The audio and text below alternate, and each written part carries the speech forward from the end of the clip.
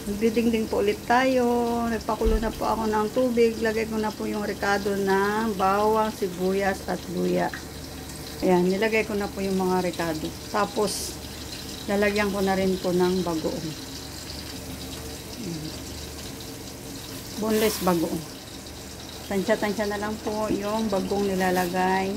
Baka mapaalat. Tapos, lalagyan po natin ng bechin. Yan. Pakuluin po natin mabuti para hindi siya malansa. Ayan, nilagay ko na po yung sahog na makarel. Prinito ko po yan.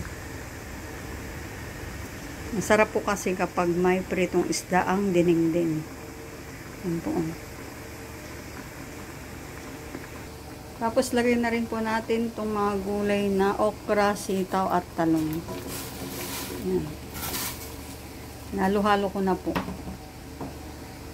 Ayan po. Halo-halong gulay. May talong, okra at sitaw. Tapos lagay ko na rin po yung saluyot. Ayan na po, nilagay ko na po yung gulay na saluyot. Ang aking paboritong gulay ay saluyot.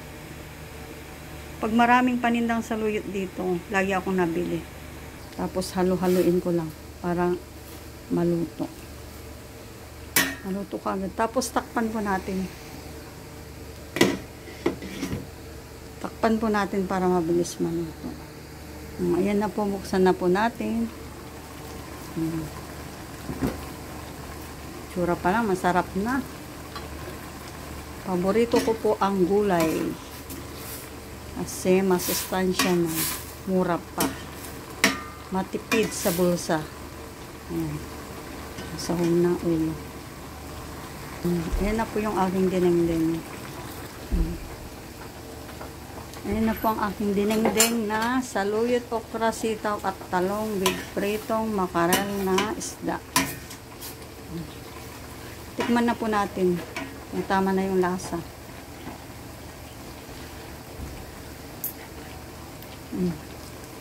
Okay na.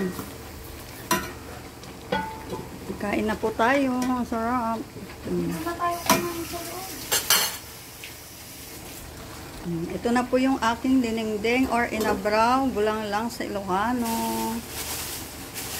Talong, sitaw, okra at saluyot with pritong isda.